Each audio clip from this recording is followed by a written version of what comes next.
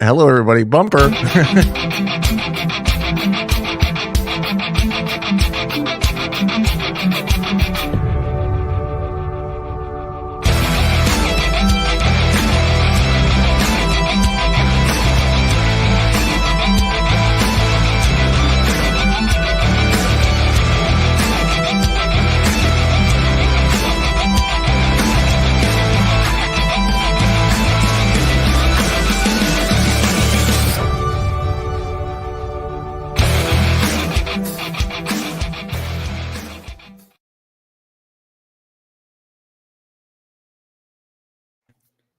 We made it. If I was to become an alcoholic, it would be today to figure out my audio issue. We are back. It's Wednesday. That means it's the Wednesday night live show. Tim, can you speak so I can make sure I can hear you? Check a 1 2 microphone. Check a 1 2. There it is, baby. The sweet voice of the rock legend out there in Atlanta, Georgia, Tim Swift. Yeah, I hear you, Tim. Yeah, guys, sorry about that. Having a little bit of audio issues, but I think we got it figured out. It's just Tim and I. We went through this last time. It was just me and you. Is it Tim and I or Tim and me? Me and Tim? Tim? Me and Tim. Remove me from the equation of that sentence. How would you say it? It's just I or it's just me?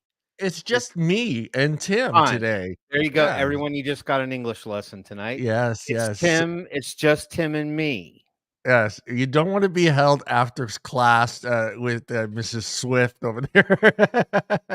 Dude, I have to live with it every day of my life. I dread making phone calls back home because I know I'm going to slip at some point, and then I'm going to get a 10-minute lecture about how I grammatically said it wrong. Yeah, and then, of course, I take the petulant little screaming toddler kicking on the floor and yelling back and being like, "Mom, I know. I know what I'm supposed to say." I just picture you like, "I know, Mom." Well, that's how it kind of goes. I look, don't get it twisted. I don't speak Ebonics to my mother. It's not like I'm speaking like I'm 12 and and it's how the kids talk today. It's not like that.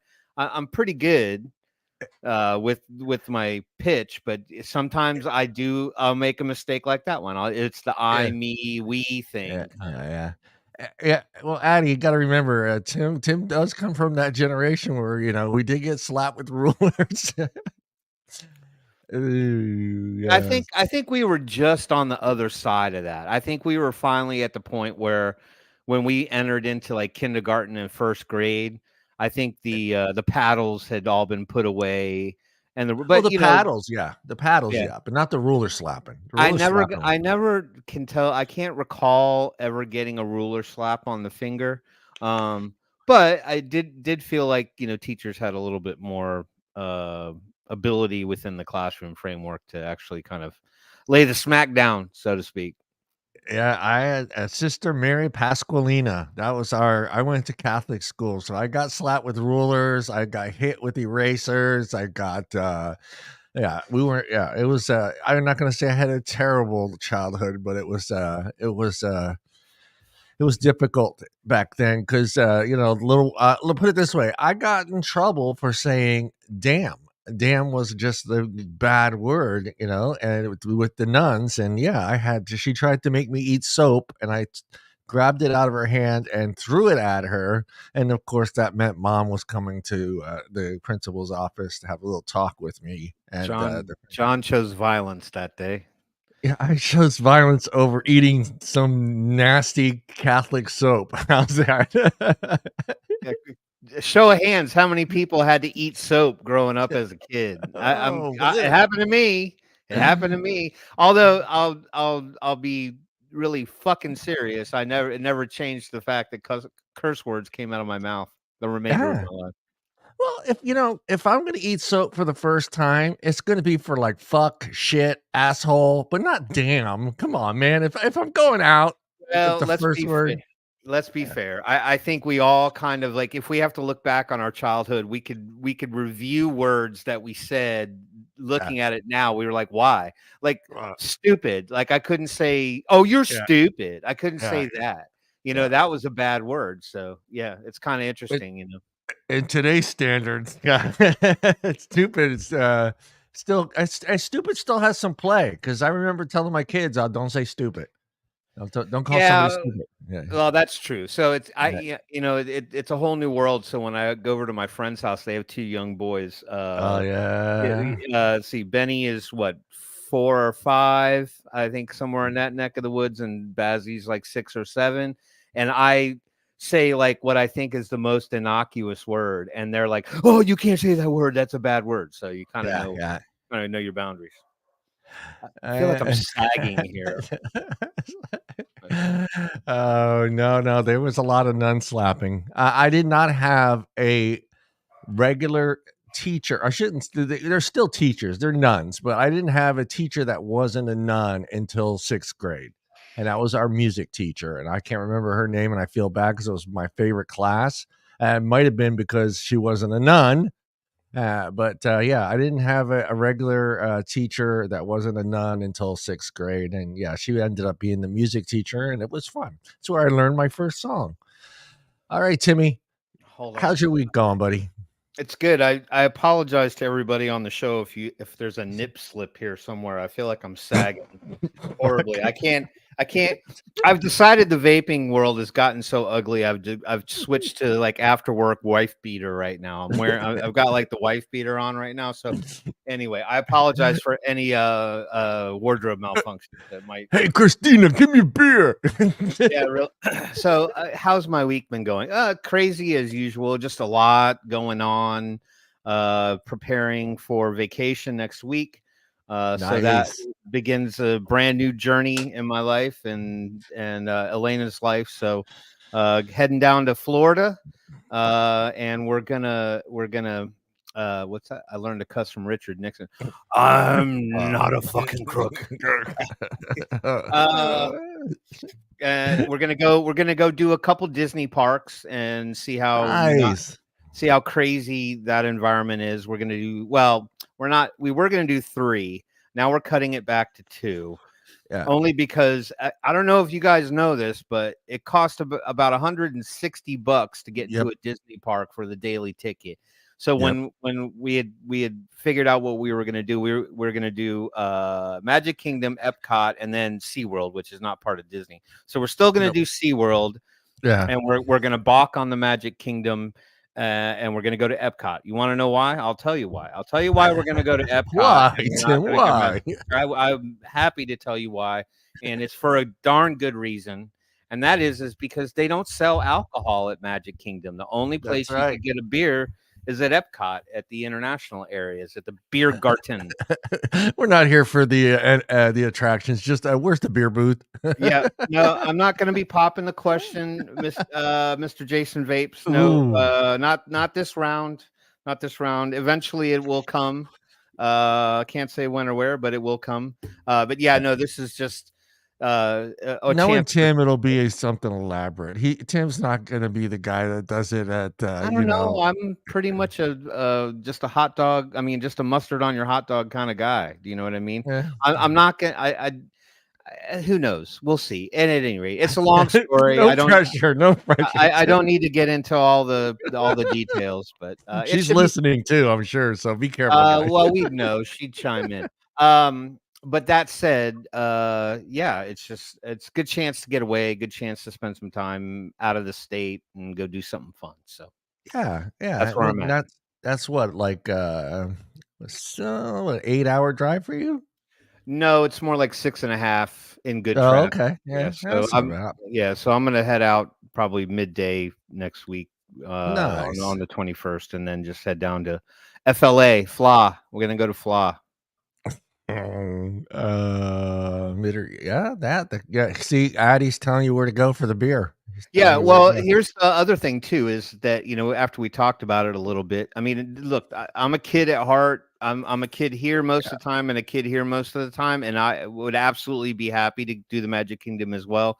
but we just kind of felt like Epcot was a little bit more, what's the word I'm looking for?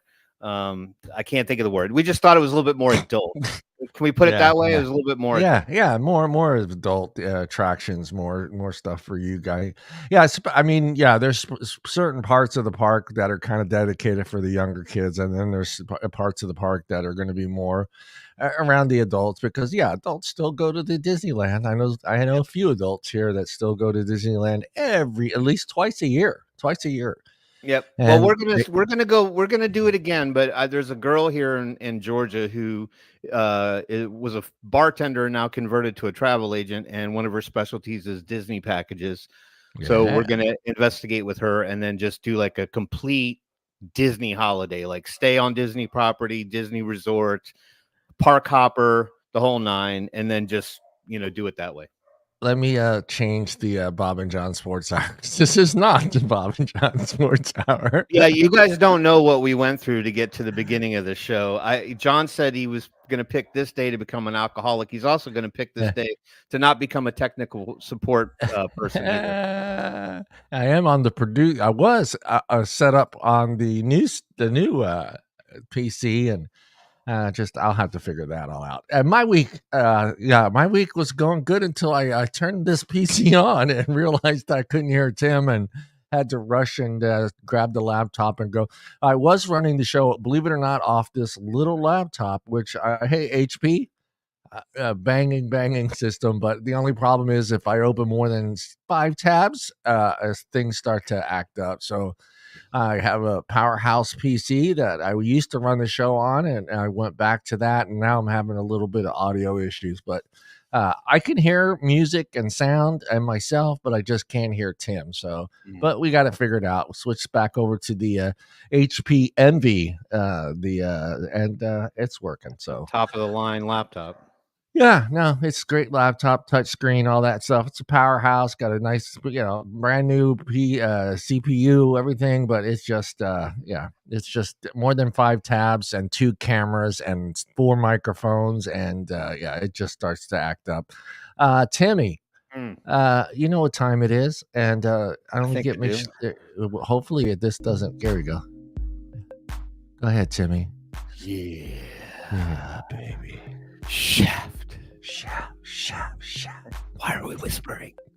Hey, everybody, and welcome to this week's edition of the Not So Technologically Sound Wednesday Night Live Show, where we can now hear you the entire. Actually, we can't hear anybody. We can just see what they type. We can't hear them too. Let's go to the chat and let's see which beautiful people decided to join us this wonderful Wednesday evening.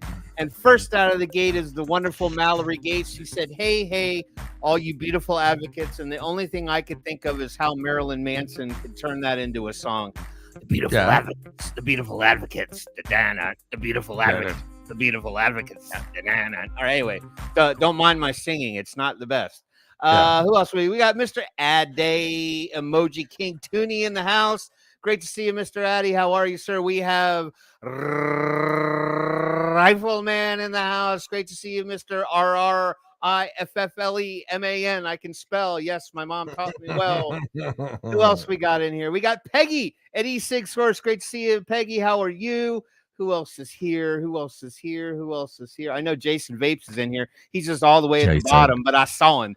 I seen him. Hold on. Wait a minute. There's Jason Vapes. Good to see you, Jason Vapes. How you doing, brother? Good to see you. Who else we got in here?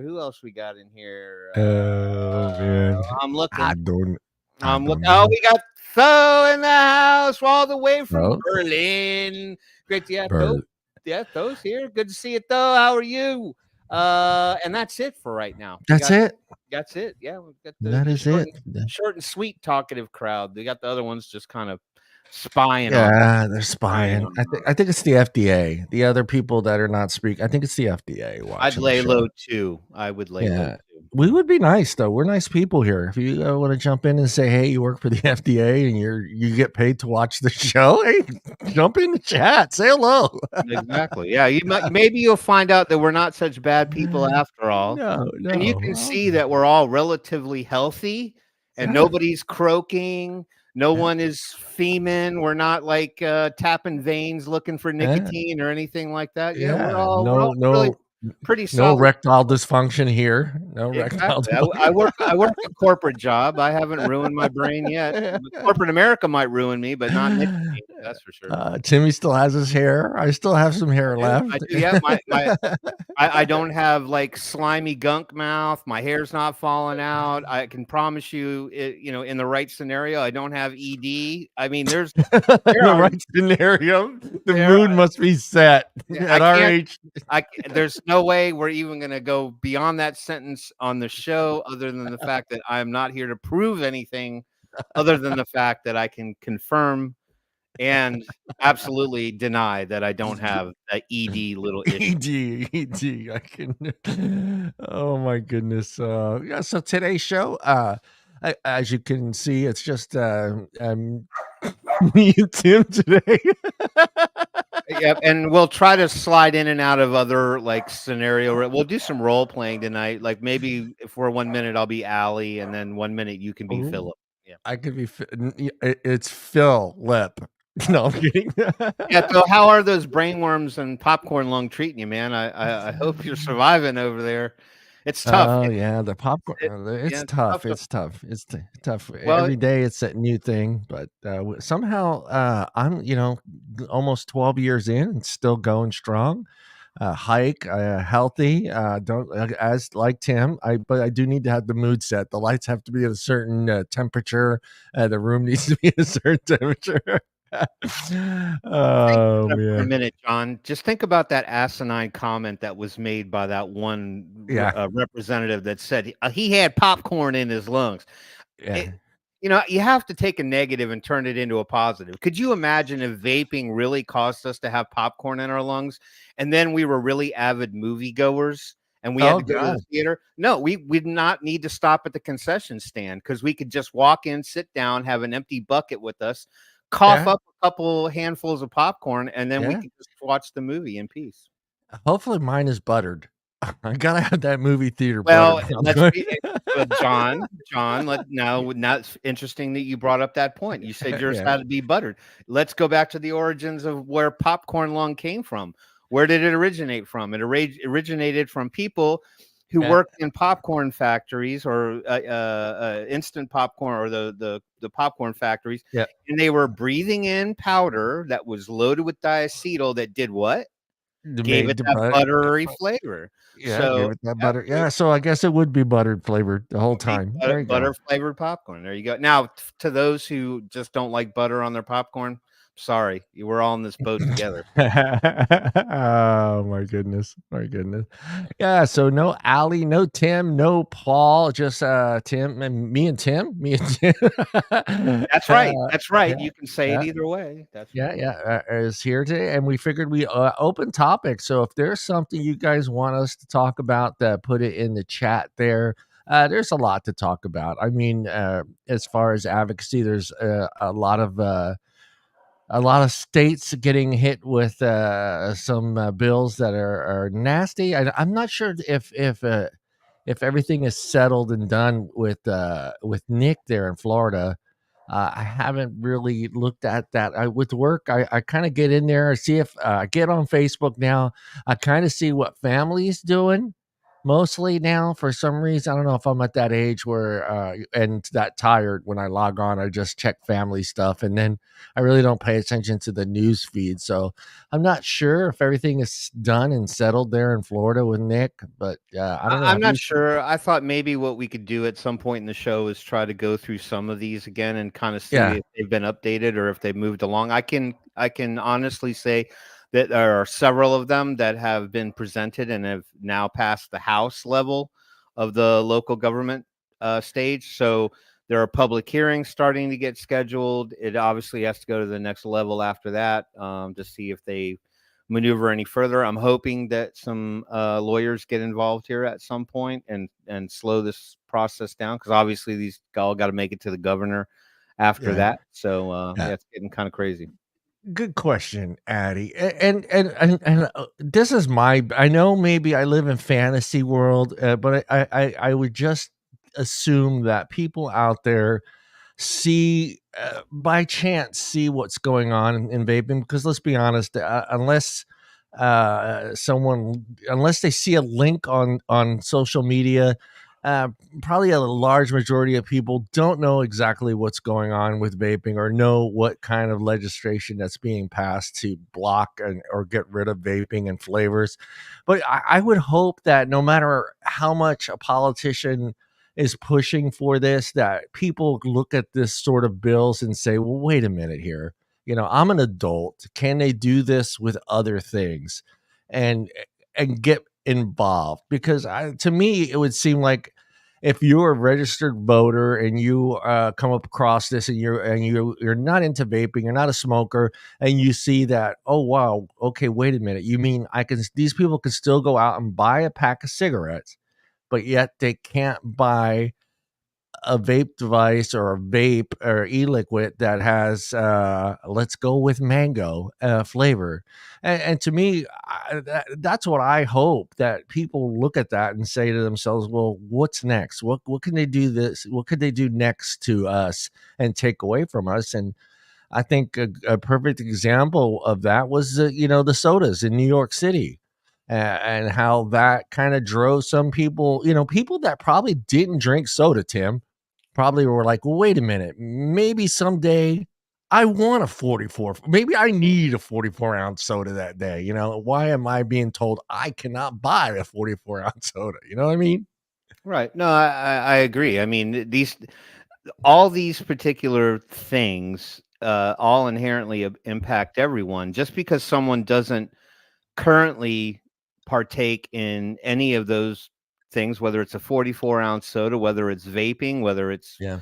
Zen pouches, whether it's caffeinated lemonades, like at Panera, all that stuff. Look, I'm not going to deny anyone in the government the ability to look at a particular situation and decide if they feel getting involved for the better of public health makes sense. But I just don't feel like that's really what this is all about. I don't think this is about concerned politicians feeling Yeah. like things are so out of control that they need to insert themselves into an equation that we all really kind of know that there really isn't a problem. I mean, there's a problem. Kids are still getting their hands on these things, and we all know that we don't want them to have them. But the Yeah. reality is that they have taken the side of the kids to the point where they have completely ignored adults. None of us have been talked to. None of us have been approached. None of us have been queried on exactly how this has played a part in our lives. They don't really seem to care, especially the ones that are voting yes on these bills. Yeah. They don't really seem to want to concern themselves with the impact it will have on people trying to quit smoking, as well as people who are trying to run businesses or trying to help people to quit smoking. They only see Yeah. it through the horse blinders, and they just see one thing. And I'm sure somewhere in the middle of all that, we can't deny the fact that somebody's getting some money shoved in their pockets too. Yeah. And two, we all know the statistics and we know the numbers. We know the age bracket of the average voter in the United States of America. And it is, again, it's still mostly Gen X and your boomers. And I can see where both of those, let's be honest, both of those demographics have a lot of reason not to trust government, but yet they still vote the way the politician is throwing it down their throats. You know what I mean? And they're also the bigger majority of voters that are against vaping, which is it's insane. And you would think that those two generations, which one of them is us, that has grown up not trusting government, would see this and say to themselves, well, wait a minute, this makes absolutely no sense. You're going to take away flavors from vapors that don't want to smoke cigarettes anymore, but you're still able to walk into a store, buy vanilla vodka, buy chocolate vodka, buy whatever flavored vodka you want is available to you. Cigarettes are still available to you. It just, to me, I feel like the boomer generation and the Gen X generation should be saying to themselves, well, wait a minute, let me do a little bit digging. And I know there is a lot of shit going on in the world today that puts us way back in the burner, especially today. But it's still, I mean, it's a freedom that's being, basically, that's how I look at it. It is a freedom being taken away, a choice that's being taken away. And nobody sees that there's a bigger picture here. Big pharma, big tobacco. Who's involved? Who's pushing for all these legislations, all these bills to go through? And I don't know. That it's just frustrating. Well, it is frustrating. And you brought up another good point earlier in your commentary when you said, where does it end, right? I don't know if anybody got a chance to see the video from Representative Savannah Maddox. I believe it's from Kentucky. And they were, again, looking at one of these bills. It was a PMTA registry bill. And that representative got up. It's out on X. We can play it tonight if you want to, John. I don't think it's all that long. But she made very good. Yeah, no, I've got it right here. I bookmarked it. Yeah, I bookmarked Throw it up there. Yeah, so let's listen to this representative. Now, granted, none of us, well, I don't know. I don't live in Kentucky. Our lawyer buddy does. Right. And so what I was going to say is I would want more representatives like this on our side. She doesn't appear extremely old and she doesn't appear extremely young. I would say she's probably somewhere in our age demographic. But let's listen to what she has to say. So let me present, share screen. You feel important when you say that. Present. I also share audio tab. Yes, that's what I want to do. There you go. Okay, let me share this. I think everybody can see that. I think it's big enough, but let me. All right, so hopefully you guys can hear this. We'll stay quiet while she talks. She's arguing with one of the bill sponsors throughout this, so that's kind of some of the early back and forth you get to see. You can try to enlarge it if you want the actual. No, not the tab, but the actual video. Oh, yes, I see what you're saying. All right. Yeah. Legislation. How many? Hold on. Lady, if we pass this legislation, how many e-cigarettes will be available for purchase in the Commonwealth of Kentucky? Lady Butler. I can't give you an exact number, but I know it'll be the products that meet the FDA's definition of what they say can be on the market. Lady from Grant. Mr. Speaker, can I speak on the bill? Yes, ma'am. I have here pulled up in front of me the exact number of products that would be able to be sold here in the Commonwealth of Kentucky if we were to pass this legislation. This list provided by the FDA includes 23 products, but that doesn't mean that there are 23 e-cigarettes that can be sold according to this list. There are three modules. Now, every year there's usually a bill or two, maybe more, that we go home and we have constituents that come up to us and say, why in the world did you vote for that bill? Doesn't matter how you're registered. Doesn't matter what side of the aisle you're on. We've experienced this. This will be that bill where our constituents say, why did you vote in favor of banning this particular product for adults to use? Because as we all know, it is every bit as illegal for minors to purchase this product as it is for them to purchase alcohol. Every bit of it is illegal. And this is being proposed as something that is designed to reduce harm in minor children, when in reality, it will do no such thing. It will do no such thing. These products are already illegal. What it will do is harm Kentucky's businesses. That is exactly what it will do. And you can talk about the FDA approved list. You can get into the merits of that particular bureaucracy. But what each one of us has to know is that when we press the yes button, we are voting to ban a product simply on the basis that we think we have the right to decide what types of products that Kentuckians should buy. And I want to ask, where does it end? Where does it end? Knowing that heart disease, for instance, is a leading killer across the nation and has been since 1950, are we going to start regulating salty foods, French fries? Type 2 diabetes is a real problem here in the Commonwealth of Kentucky. We all know it. We're going to outlaw sodas or pop, soft drinks, whatever you want to call them. Sugar, where does it end? I don't believe it's the appropriate role of government for us to take on this nanny state facade and to ban products of this nature. So I encourage you all to vote no. And I think it's going to save you a lot of heartbreak if this actually passes out of the House and into the Senate when you go home, because folks are not going to be happy. Thank you. I like her. Yeah, I do. I like her. And yeah, I mean, it's frustrating. It's frustrating. And we talked about this. When you start going outside of our little circle, especially like people around you in your area that you associate with every day, and myself with people here, a lot of them have no clue what we're going through.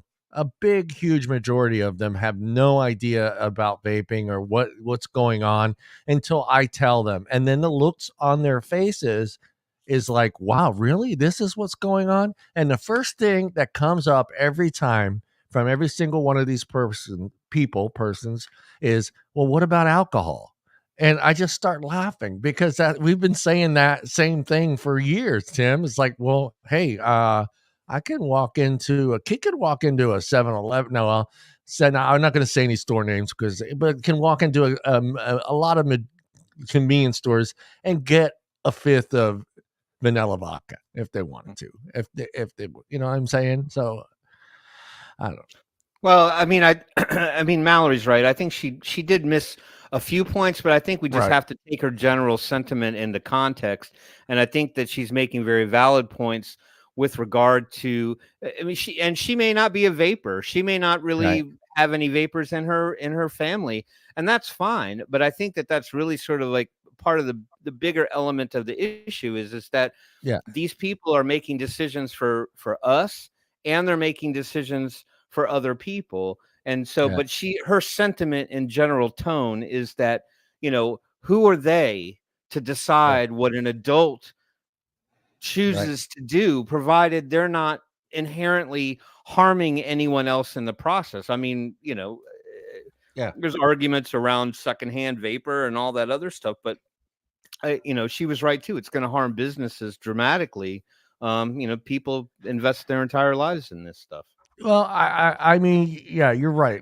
She missed the harm reduction part of it, but I think she's looking at it in a different way, and she's trying to protect the community and the businesses that are in her district and her area, or whatever she wants to call it. And she's looking at, you know, another part of the big picture, and that's, you know, the economics that is going to be involved in removing vaping from and those products from stores. So California's learning their lesson. You know, $300 million. They have lost $300 million in the last year of just getting rid of flavored vaping. And I knew it was coming. Everyone knew when they banned flavors here, and he left it open for other people, open to order through the mail through other states, that eventually California would say, well, wait a minute, we need to tax this as it's coming into our state. So now they added that damn tax to it. And now it's just like, I look at it, I'm still seeing the same prices, but then I'm seeing at the end, when I click California, I see the added, you know, whatever it is, 45 cents per milliliter tax. So they always find a way. What did Jason say something here? Yeah, right. He could vape all day, get in his car, drive, and not kill anybody because he's not intoxicated by nicotine. And that's the thing that kind of like I just have a hard time wrapping my head around too, is when you hear all these cockamamie comments about how, you know, nicotine is as dangerous as heroin and all this other stuff. I mean, I can tell you're welcome to come spend a day in the life with me, and I'm not out on any street corner. I'm not ducking behind some seedy trap house to go get, you know, my next, you know, 6 milligram bottle of e-liquid. I mean, it's just anything to instill fear as part of politics to get people to vote on their side, when in reality, none of these bills, none of these decision-making processes ever really come down to the voter level. I mean, California, yes, there was that referendum, you know, where the petition was signed, and then it was supposed to move to the to the voting period for the residents, but none of these things ever get to the level of the general public to vote on these things. Now, whether or not those would go our way consequentially, I'm not 100% sure they would or they wouldn't. But you know, you have to keep in mind too that a lot of these people are looking to preserve their seat, right? Yep. And so that's where the voter impacts the decisions that they're making. So it's just crazy what they'll say just to scare people into thinking that they're doing the right thing.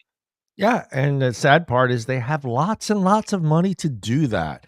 And when they, you know, they're with their TV ads, with donating to Truth, donating to Parents versus Vaping, donating to any other anti-vaping group that's out there, they get to do their little commercials on Hulu. They get to do their little commercials on TV, and I mean, it's gotten to the point where it's become in movies and TV shows, and it's laughed at. And you know, I remember seeing the first one on Family Guy, and how they made fun of it on Family Guy, and yet, you know, playing that card and letting people realize that this is just a bunch of teenagers running around, or 18, 19, 20-year-olds, you know, and I hate saying it, you know, running around in their skinny jeans and their hair buns and their jewels. We're not. Look at Tim, same age. I'm 55. Tim's 55. I think everyone that we've ever had on this show has been in their mid 30s and early 40s. I mean, how they are still getting away with portraying this product being used by that generation only, it just baffles me. You know what I mean? Because you would think that the registered voter or the adult is saying to themselves, well, wait a minute, you know, again, you're banning this product, but I can go into the store and buy 10 packs of fucking cigarettes, you know, Yeah. and nobody cares. Nobody cares about that part of it. No one cares about that part of it. And I'm going to give them props, because I think they were smart enough to realize that they needed to stop talking about vaping itself and go after nicotine. And I think that was the smart move on their part, because that was something they could argue with adults, you know, that are registered voters, like, oh my God, nicotine, you know, because a lot of people don't know the benefits or the negatives of nicotine, even though it's been a product that's been studied for hundreds of years, you know. Oh my, Leather skinny jeans. I don't have any leather skinny jeans. Woo, that'd be horrible. I'm not quite the HOA president yet, but I would say I don't know if that's a good look at an HOA community meeting, just to walk in with leather skinny jeans. Tim, I like Jason. They might think that I'm just some sort of hip mafioso character. And you know, I spend my evenings walking the neighborhood trying to peer in their window to see if they're doing anything wrong. I don't mean that from a peeping Tom perspective either. I meant that from your curtains are the wrong color. That kind of. Oh yeah, it really kind of blows me away, and I'm glad, like the people around me that see me every day. I love the fact that they have seen a difference in me. And I see my aunt a lot, and she's a nurse. She's a retired nurse, but was a nurse for over 35 years, and she's seen it within 6-7 months of me starting to vape. She says my skin looks better, I look healthier, I'm exercising, I started hiking again, I started doing a lot of things that I probably wouldn't have done as a smoker. And believe me, I have been on a lot of hikes that people that still are smoking during the hike, which just kind of fucking really blows me away. But I get it. It's tough to be out in nature and not have to have that cigarette. You know what I mean? Oh man. Yeah, But well, I think the thing is we just got to maintain that stick-to-itiveness, and then, yeah, and continue to, keep trying to help people for as long as we possibly can, because there's still validity in all of this. I mean, we're not, we know that we're fighting the right fight. It's just unfortunate that we have to put up with all these idiots. half the Gotta cover up the tattoos. Yeah, you know what? I'm not your typical HOA representative, but I think most people have learned to accept the weirdo on the corner. It's okay. Yeah, Kids, so stay away from Tim's house. so I guess that's interesting. I'm just curious to hear what people's alternative motions will be should these PMTA registry bills kick in. Has everyone moved to a stock up method? Has everyone gone to a DIY stance? You know, Well, the thing is each one of these, I don't know every single one of the bills or how they break down to, but I think they leave the door open to a UPS and mailing, and so which states that are still open to vaping, you could still get your stuff.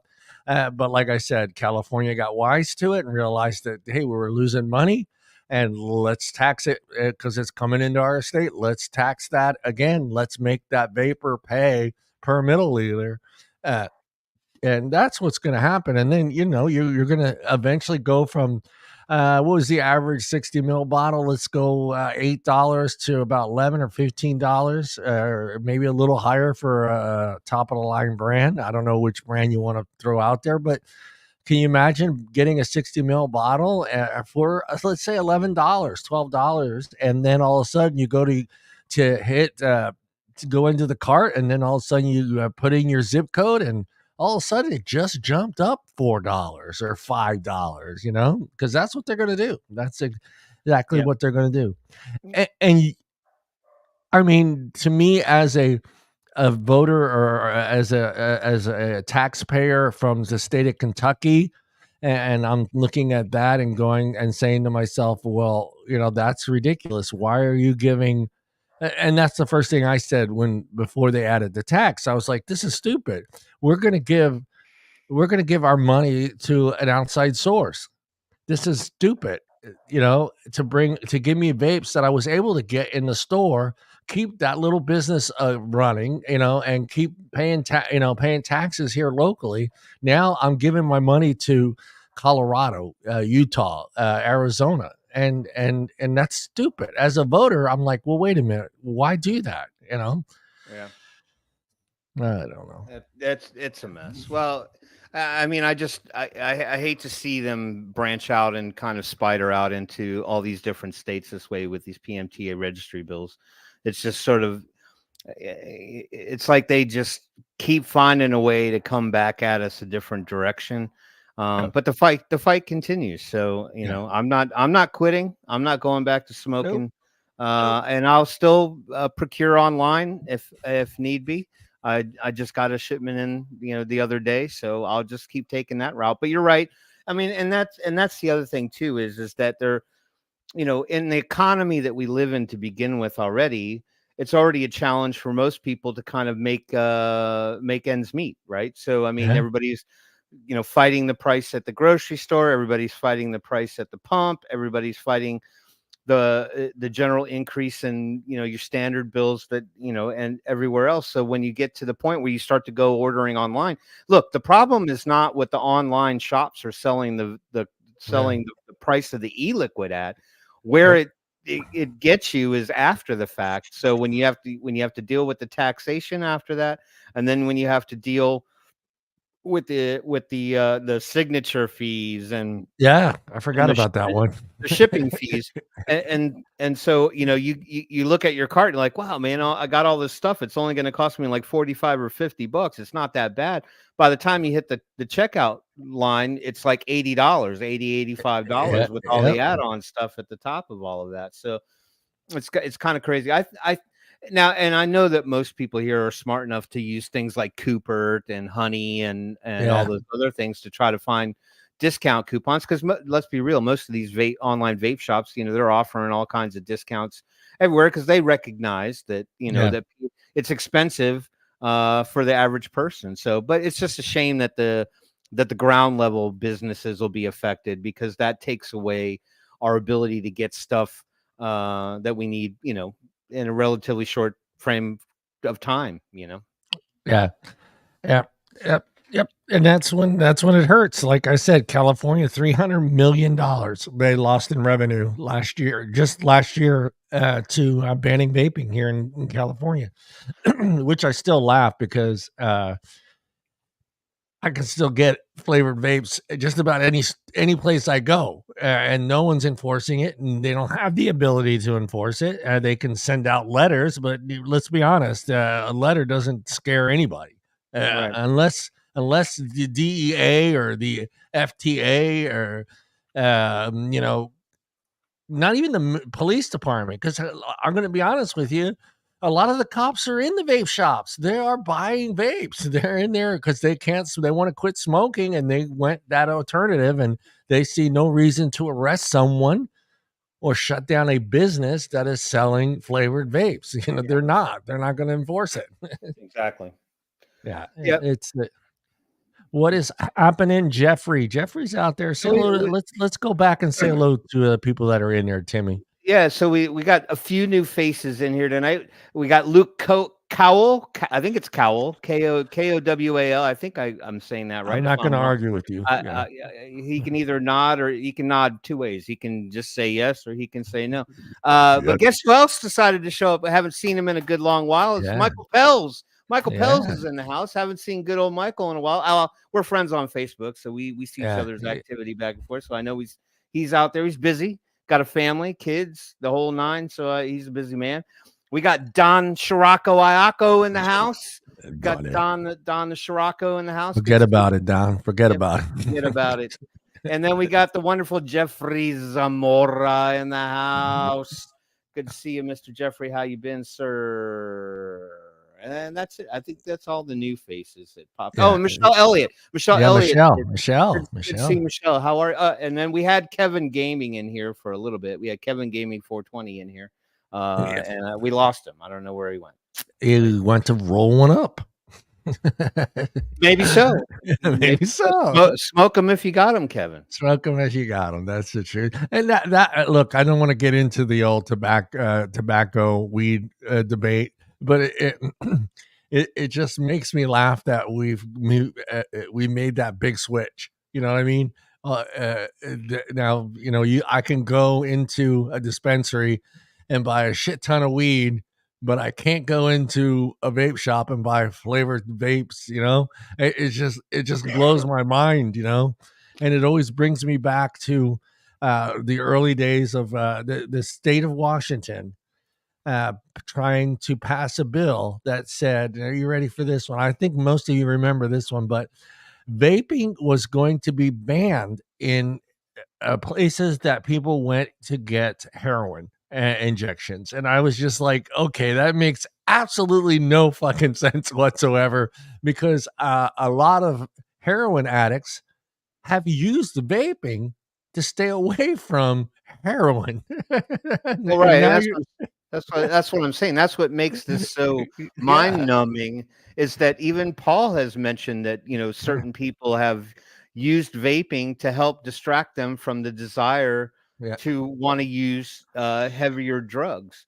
So really, I mean, it's a harm reduction method in a lot of other ways that may not be seen. And if you have to compare the two, I mean, there's really no contest in that regard. I just think that the people in government just have a severely myopic view of vaping, in that there's really only one product with the strongest possible nicotine delivery that you can possibly get. And then they see the flavors and they think that immediately is just an attractant for the kids. They have no scope of exactly all the different levels and the benefits of vaping being something that people can use not only to get away from smoking, but to potentially help them also find a way off of drugs that are far worse for them. Yeah. It blew me away when I saw that they were trying to get that passed. I was like, this makes absolutely no sense to me. Come get your clean needles and your heroin or whatever. They don't give you heroin in there. I think it's the what do you call it? It's it's that alternative. I forget what it is. It begins with an M, I think. Methadone? Yeah, I think it's methadone that they get in there, but you can't vape in there, Tim. You can't come in there and vape. Yeah, But gosh forbid. Yeah, that's you can go in there and shoot up. You can go in there and shoot up, but you just can't vape while you're shooting up. all right. I So, mean, yeah, it's just the thing you were bringing up about the safe injection sites and stuff like that. I think there was all positive intent behind some of those. The only reason why I ever questioned any of that stuff was that I just wondered whether or not, whether or not it was actually going to help people to find their way off of that stuff. And I think it was Washington State or I think it's Oregon or Washington State. They're now trying to reverse the bill that they passed permitting that. yeah. So All drugs are open. Come to Oregon and do whatever you want to do, baby. We don't care. They didn't ask the residents of Oregon, the longtime residents of Oregon, like, hey, is it okay if Billy Bob park in front of your house and do a couple lines of crank? Is that okay with you guys? Yeah, sure. Go ahead, knock yourself out. No, I hope to God no, because I think we don't need 100 milligrams. 50, I think, is even pushing it, because 50 is not really 50. 50 is pretty much 60, if I remember correctly. The breakdown, it's almost 60, right, Tim? Well, yeah, I think 60 was 59, I think was the actual number. But, Jason, I would, I don't really know that anybody needs much more than about 50. I mean, even if you take like the most extreme smoker, 3-4 packs a day, I think 50 would be enough to at least appease the situation, even if they were dual using for a period of time to try to transition away from it. I think the problem that you have with the 50 milligram though, is that, people aren't familiar with what they're actually transitioning to. That's when they kind of get into that chain kind of vapor sort of mentality. And then I think that, when you're overcompensating with that much nicotine salts anyway, I can't see why anyone would need 100. 100 just seems pretty Extreme. crazy. Yeah, I don't think that I've ever, even at 50, I think, It's harsh. It's harsh. I'm just thinking 100 and thinking that's like a one drag every fucking 3 days. No, I wouldn't go that far, but one drag every 3 hours, maybe. Jesus Christ, man. Well, I mean, there might be a few extreme cases where 100 might be like kind of like what actually allows them to cessate from smoking completely. If you're trying to get somebody away from dual use, maybe 100 for a short period of time, but I probably would not expect to see. And you're right there. I can see China trying to push 100. I mean, they've always done that. And it doesn't matter whether it's a vaping product or an electronic device that's out there. There was always a little like, let's do it a little better, or let's do it this much better. Like everyone back in the day, like your home receivers, the ones that were coming out of China, like 1,000 watts. You knew it wasn't 1,000 watts. They were putting that word 1,000 watts on there, but you were probably getting close to like 200. Yeah. Well, who the heck vapes at 1,000 watts anyway? I remember one time there was a guy here on the Zamplebox page that was vaping at 400 watts, and we all thought he lost his ever loving mind. We're like, how do you even hit that? Like. I've seen people do like 120, 130. I've tried it. That's a hot vape. That's a really hot. That's hot. That's hot. And yeah, I mean, if you're a DIYer and you want to do 100 milligrams, that's on you. I mean, that's your choice. But I think as far as the way it would be looked upon to the non-vapor out there, I think they would start questioning it if they see 100 milligram nicotine thing. I think that would open some eyes. I think even 50 is open to eyes, but I think 50, I think people realized, okay, well, started asking the question, well, what is one cigarette? What is a whole pack of cigarettes as far as your nicotine milligrams? And I think the 50 makes sense for the guy that is a 2-pack a day smoker. And if he walks into a convenience store and chooses that day to quit smoking, and he can grab a 50, yeah, I mean, that Take care, makes Mike. sense. Good seeing you, bud.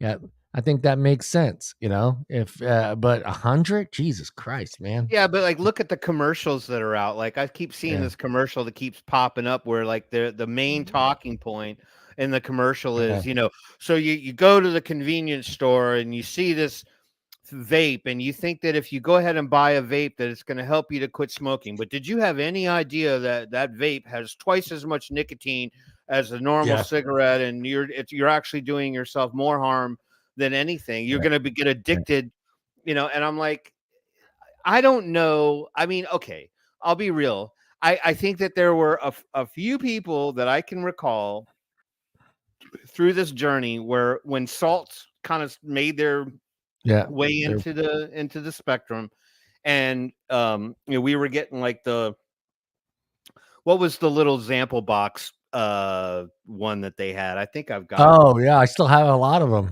Yeah, that little one, and we had the sealed pods, and they were 50 and Right. all that stuff.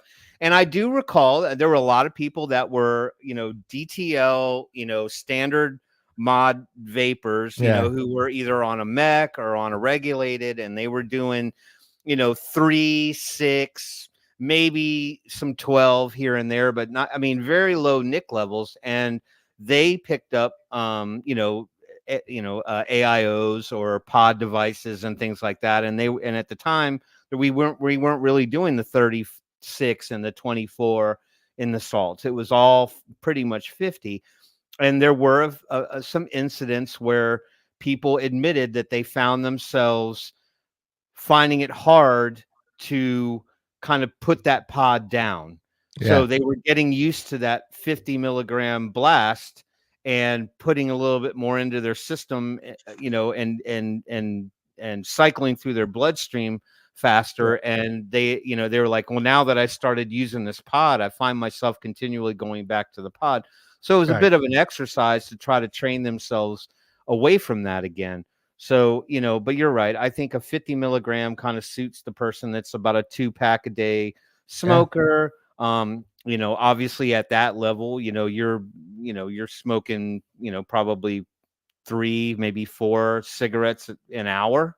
Yeah. So, you need something to fill that void. And so 50 would certainly, I think, allow you to pad that experience and at least get a relative amount of nicotine into your system, but with less touches. Right. Yeah, and you don't take. I think a lot of times they forget, they don't take into account that that person reason why they're smoking 2 packs a day. Some people do just don't smoke 2 packs a day because they have a stressful life, their stressful job, a stressful day, and we all know when we are stressed out, what do we do more of? We smoke more, we eat more. Yeah. So you got your stress eaters and you got your stress smokers. So. I mean, you don't take into account, and 100. I don't know. I can see, but you're right, though. I mean, he's right. I mean, you can see China saying, "Hey, we got the 100 milligram pod system now, and guess what? It comes with 30,000 hits." Yeah, exactly. All a marketing game to sell more disposables quicker. Does anyone know? Have you taken apart a disposable yet? Hey, I've never bought them. I've never bought a disposable. I know it could be a lot of money to spend just to take something apart, but I have taken several of them apart, and it's just basically I'm not going to say a sponge, but it's basically a cotton ball inside this device that they saturate completely. So it's not like there's liquid floating around inside there. It's just a big ball of cotton that they've squeezed e-liquid in and figured, okay, that should be, I'm sure they have the math is involved. They know how many milligrams to put in there to get 5,000 hits, but it's just a big piece of cotton in there, just completely saturated with fucking e-liquid. And that is it. It's not like we have our tanks where we can see liquid floating around and cotton touching it and drawing it up to the coil. It's just a coil and a big ball of fucking cotton in there. Oh, man. Makes sense. Does anybody know if there is a daily allowance that's measured out by the FDA with regards to nicotine? So, like for example, Ooh, like when yeah, the whole Panera thing happened, you know, with yeah, the loaded or electric lemonade or whatever it was they were selling, and then we had the couple incidents where the people with pre-existing conditions apparently didn't know that they were drinking this overly caffeinated lemonade. I'm just curious, but if you read the allowances from the Food and Drug Administration, yeah, that 400 milligrams of caffeine that was in it, of yeah, course, yes, sensationalized. It was like 3 times as much as like a Jolt Cola and all this other yeah. stuff, but it still fell into the allowed Mm-hmm. amount of caffeine for daily usage. Like you're not supposed to go over 400 milligrams, but because it fell just underneath the ceiling for it, it was considered safe enough for people to use. So I'm just curious if there is any kind of a daily allowance which the Yeah. FDA says this is the allowed amount of nicotine for daily consumption. I'm just wondering if there's anything like that. I would assume there is. I Nick mean, Orlando, when do you you think, know the answer to that one? yeah, Nick, and let us know, Nick, how are things going there in Florida? We were just talking about you at the beginning of the show and wondering if you put what would be the proper term, a nail in the coffin with this bill, or is it still something you guys are fighting and working on? Let us know in the comments. I'm sure there is, though, Tim. I'm sure the FDA has a number that is allowed, or a number they think is safe, a safe level number of nicotine intake for an individual. But then again, that depends on the individual themselves. Some people can I mean, we've gone through it. Remember going from 18 to this is the trip, because this is still me. I don't know why it is this, but a couple weeks ago I had my son get me some e-liquid from a place he gets it from. No, I'm not going to say where. But I wanted mango, and I told him, I showed him, went to you have to buy it on the website and then pick it up at the store. This is how it works at this shop that my son goes to. And I ordered mango in 3 milligrams. Unfortunately, they didn't have 3 left, and he gave me 6. 6 to me, I don't know why it is with 6, but 6 to me feels like 18 and 20, 25. It's so harsh on my throat. I don't know. I think you're still at 6, right, Tim? Or are you still, did you I go? pretty much hover right around 6 for the Yeah. vast majority of my vaping. I have had to purchase 3, but I can already tell, like, when I got the 3, there was no intent of weaning down to 3 at that point in time. It was Yeah. just Yeah. because that's all I could get. But I did notice that using the 3 caused me to reach for it more often, just because my body had become attuned to 6.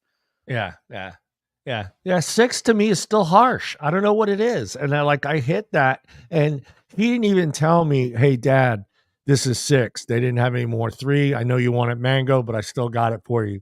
He didn't say anything, so I assumed, I got my RDA, I cleaned it out, I heated my coils up, cleaned them, re-wicked it, everything, dripped it on there, went to hit it, 65 watts, like I always vape, and I hit it, and all of a sudden I'm like,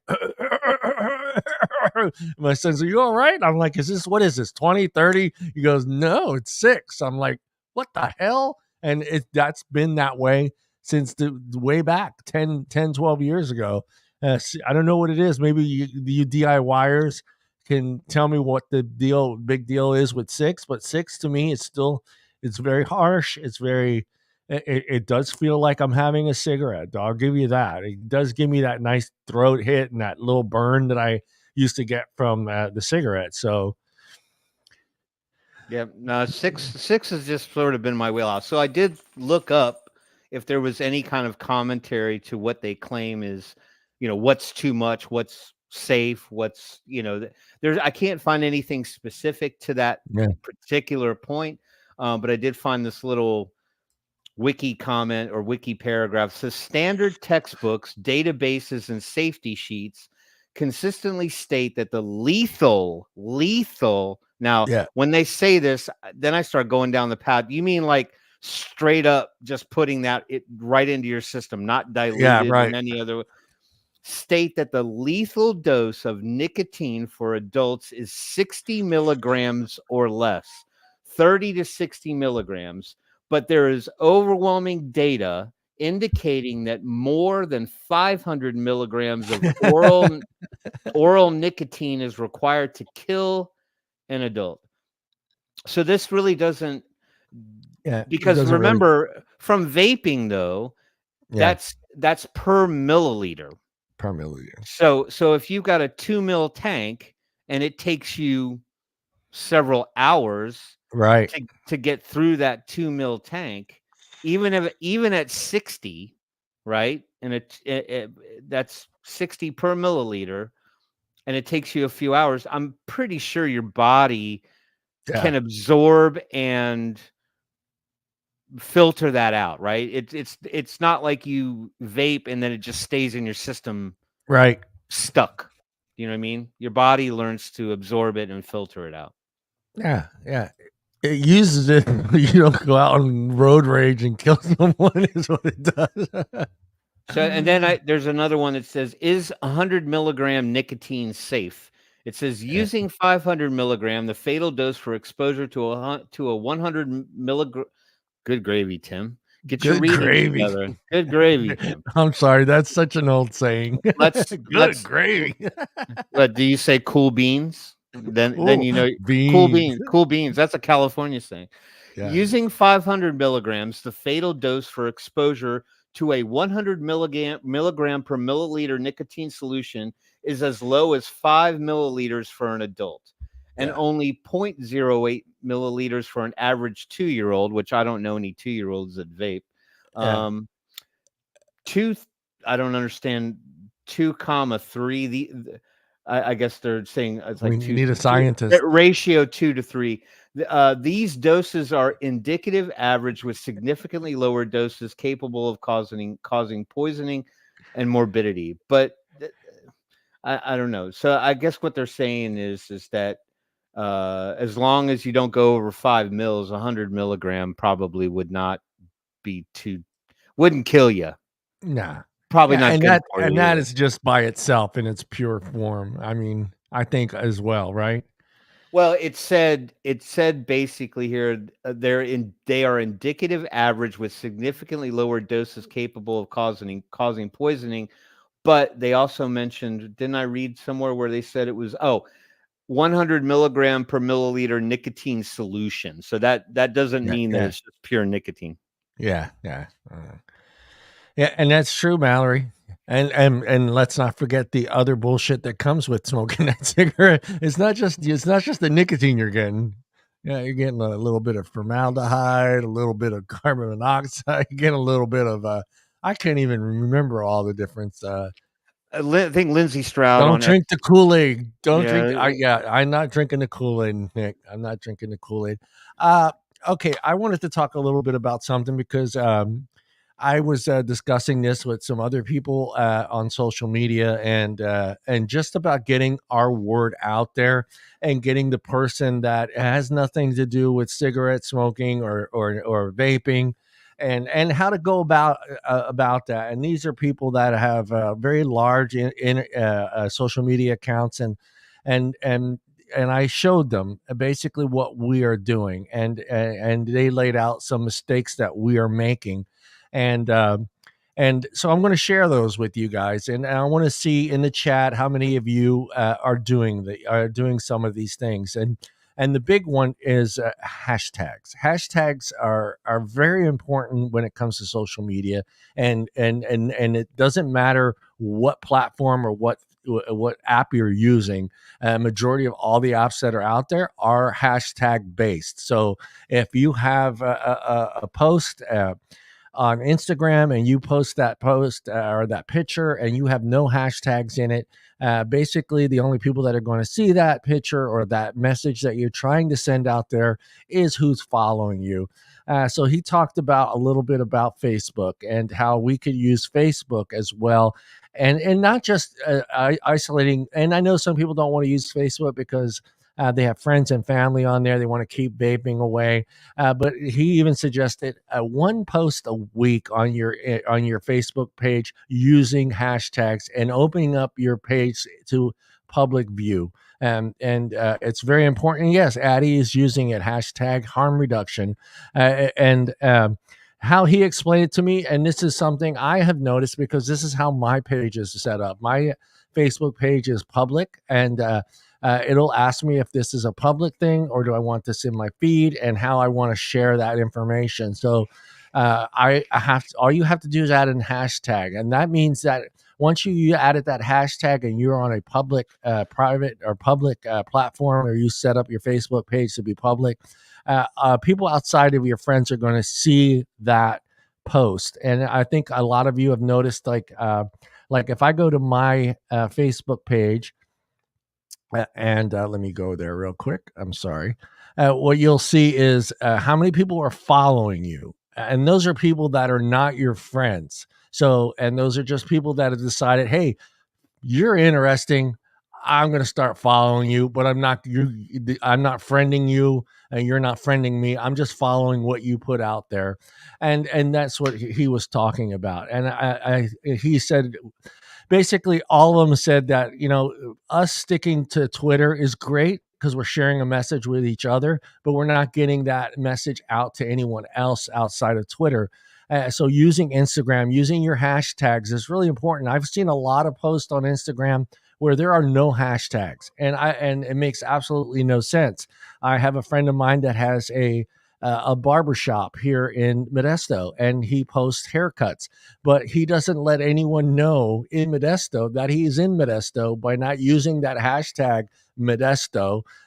People from Modesto aren't going to see that post. So if you're using Instagram, if you're using Facebook, if you're using Snapchat or Twitter or TikTok, use those hashtags, guys. Use the hashtag harm reduction, whatever you want to put on there. You're going to draw a bigger audience outside of your friends list and get our message out there. And I think it's important that we start using all the social media platforms and not just Twitter, but getting our message out there on Facebook, Instagram, TikTok, and sharing a positive message. Yeah, Nick, that is a big one. THR is a big one. And when you use THR and harm reduction, you're bringing in an audience that normally doesn't see your stuff. And they're going to see that, okay, this is harm reduction. This seems to be important. They're going to listen to your message. They're going to pay attention to your message. So just start using the other platforms. I love Twitter, and I always said, Twitter is a great platform, but again, we're sharing. Tim and I have talked about this. We're sharing it with our inner circle. Very few people are actually seeing our tweets and our posts on there because we're not, I don't know any other better way of, I don't know how else to explain it, but like what I was been told is to start using our hashtags. Use the hashtags, open up your Facebook page, set it to public so other people can at least follow you. And you don't have to friend these people. You'll start seeing these people in your posts. I'll get a few of them every now and then. I go, hey, that's not a friend of mine, but I got my message to that guy. So start using your hashtags, open up to other platforms, share your message everywhere. Get outside of Twitter, take a little dive into the other apps and start using them as well. I mean, that's all I can say. You have anything else? Well, no, I think for me, I think that the idea is, I use vaping saves lives. That's just sort of been the one that I stick with. But a lot of the time, what I'm hoping is that the people that already follow me, the people that are in particular circles. Now, granted, I haven't been kind of on a mad tear and sort of making a bunch of standalone posts. I've been retweeting a lot.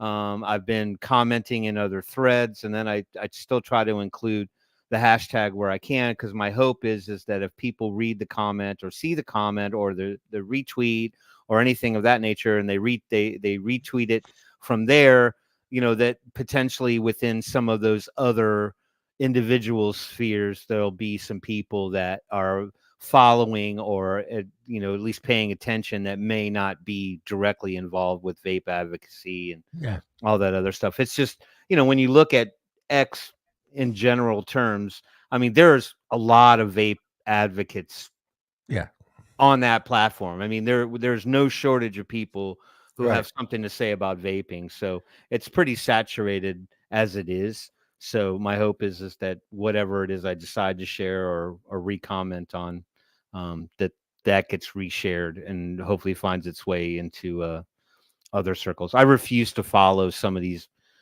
anti-idiots that are out there. Like I won't follow Turk, and I won't follow you know, the ones that are, you know, I to be honest with you, I try to filter out a lot of what they have to say anyway, because most of it's just hogwash. And Turk's a joke anyway, because he doesn't get any action on his post other than us. It's us. It's always us. Well, that's what I've noticed. It's both sides. It's both sides really are getting and I'm not saying it's Twitter that the algorithm is just kind of pushing us to the side, both sides of it. Because if you notice, you know, it's the same people advocating for vaping, the same people liking and reposting your stuff. And you see the same thing on their end. It's the same people that are liking their posts, which is very few. And sometimes it's just us that's in their comments.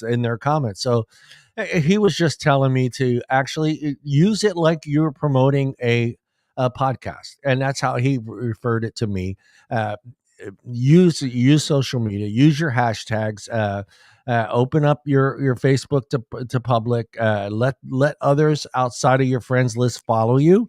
They're not constantly going to be in every single one of your posts, and like he said, THR, harm reduction, those are two big hashtags that are followed by people not just about vaping. You know, harm reduction in general, you know, whether it's heroin or drug, any other drug, it's something that they are interested in.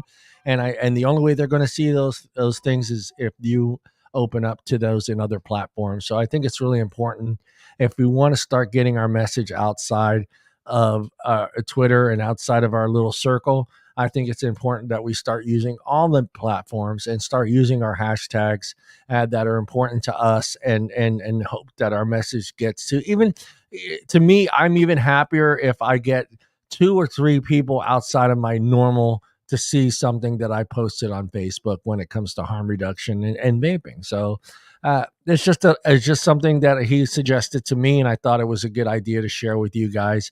And again, like I said, I know a lot of people don't want to involve the individuals on their Facebook page, but I think one post a week wouldn't kill you on harm reduction. You know, if that's something you can do, schedule it once a week, to every Tuesday or every Wednesday.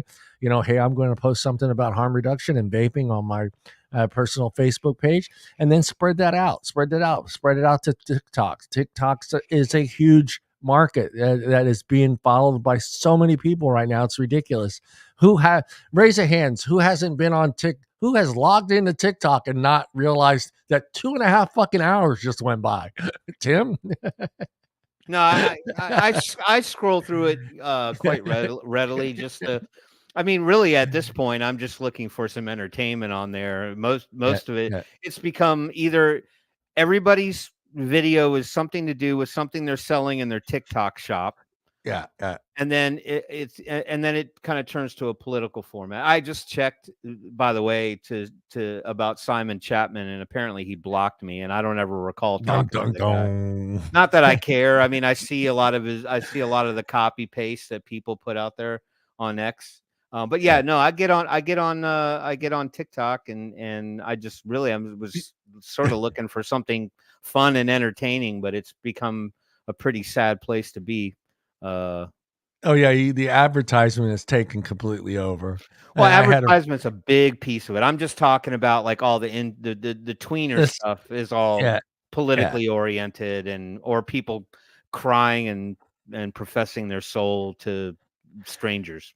Yeah, so yeah, you're right, Mallory. TikTok is just YouTube Shorts, but it's a great platform, I think, to use to send our message out there, and it needs to be utilized in the proper way and with the right hashtags, and I just think that we need to start using all the platforms. That's what I'm trying to get to is not just to focus on TikTok or to focus on Twitter to relay our message, but use everything. We are on, most of us have Facebook on our phones. We have TikTok on our phones. We have Instagram on our phones. We have a lot of apps that we use that we may not utilize for harm reduction and for vape advocacy.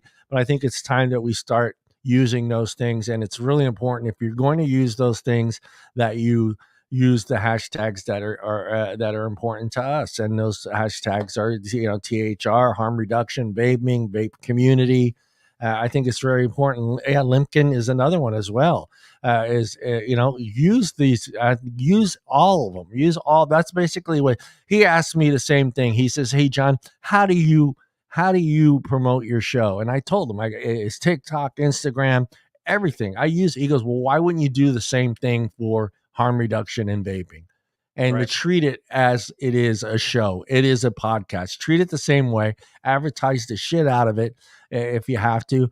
And he's even suggested, one of the things he suggested I don't like and I don't use, but I know a lot of people use, and that is email blasting. And I don't like email blasting because you have to pay for that, and and a lot of times most of the time those emails aren't open, but it's a smart way to promote a podcast. If you get a large group of people on your podcast and you want to send them an email blast knowing, hey, we're on Tuesday, whatever, I get how that works, but I don't know how email blasts would work with advocacy.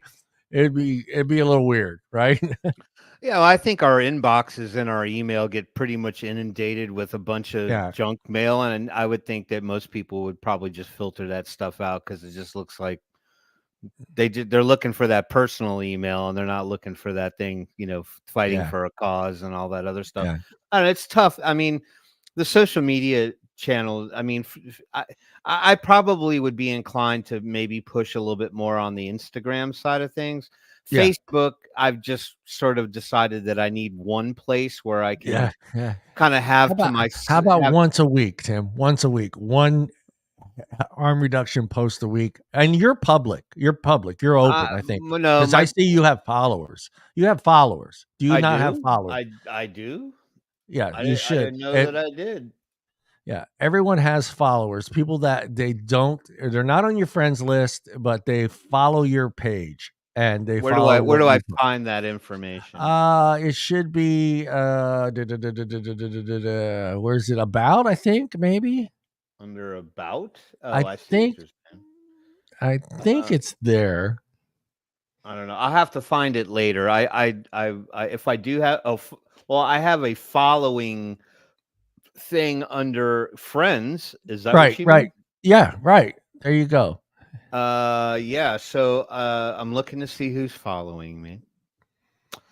And I don't see anybody that's technically vapor related. Right, because you haven't posted anything vapor related. Are these people that I'm following? I don't believe that all these names here are people that are following me. Yeah. Well, everyone should. If you are on a public platform on Facebook, you will have a list of followers. You'll have people. You'll notice them in your likes, or they may even comment on one of your posts. But you'll be like, oh, I don't know who that person is.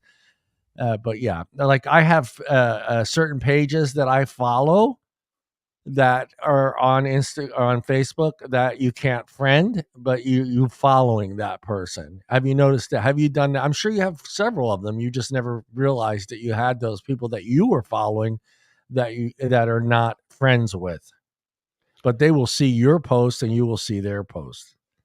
There's a few. Yeah, right. Not many. So I'm going to challenge everybody out there. One post a week on Facebook, just one post a week. Use the hashtag THR harm reduction. put something out there. It can be advocacy about a bill, or it can be your thoughts on vaping. But I think it's time that we start sharing our message outside of Twitter and start using all the social media apps that we have, and treat it like it's your podcast. Treat it like it's your podcast, and you're trying to promote a podcast or trying to promote something that you're involved in. So give it a try. It's just a suggestion I had from larger podcast channels that I follow, and I asked them a simple question: how do you get your message out there? How do you get other people outside of your inner circle to see your post, or to see what you're doing this week on your show? And that was what was suggested to me.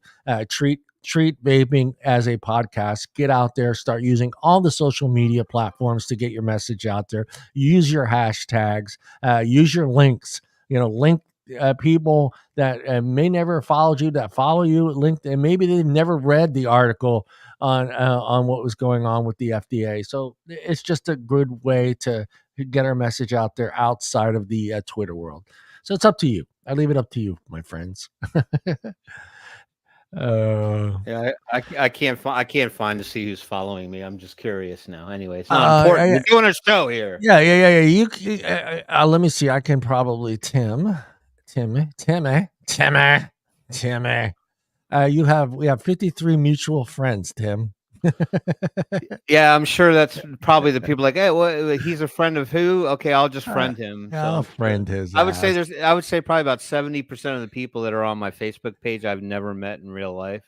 Yeah, never talked to them. They just friend request me because I'm friends with people. Yeah, I think I can't see your followers because I am a friend of yours. So let me. Yeah, that's okay. I'll worry about it later. I just was I'll curious. Click on somebody you are following that I don't know. And okay, we'll go to, I won't say her name. And it does give me the option to follow her. So I can follow her if I wanted to without sending her a friend's request. So I can follow her posts or comments or stuff like that.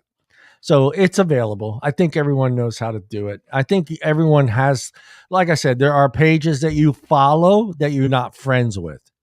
Yeah. That's a good question, though. That's a very good question. How many non-smokers know the meaning of the term THR? Yep. That's probably part of our job, is to inform them of what that acronym stands for. I mean, we can throw it around all day long because it's easier and we can fit more characters into what we're trying to say. But I try to use the words harm reduction, at least, so it tries to bring the acronym together a little bit. It's because it's a lot, especially on X. You're very limited. I mean, I'm not going to pay for a subscription so I can post paragraphs. I'm not about to go there. But yeah, I mean, that's a good question. I bet you if I said it to my parents, they would know. They know I vape.